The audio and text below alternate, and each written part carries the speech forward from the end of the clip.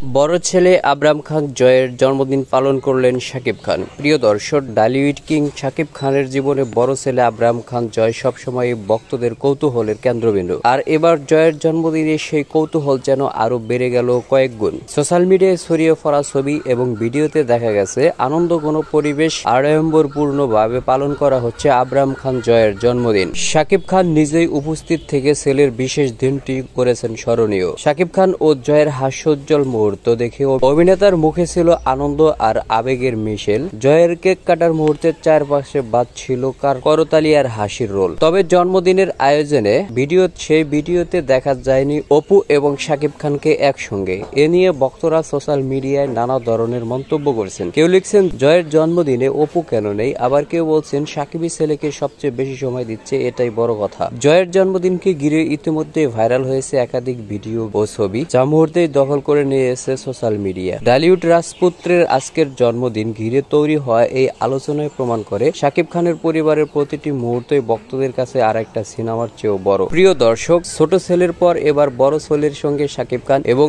একসাথে জন্মদিন পালন করছে। তবে দেখা যায়নি অপু বিশ্বাসকে শাকিবের সঙ্গে। এ নিয়ে আপনার মন্তব্য কি? আপনার মূল্যবান মতামত জানিয়ে দিন ভিডিওর কমেন্ট বক্সে।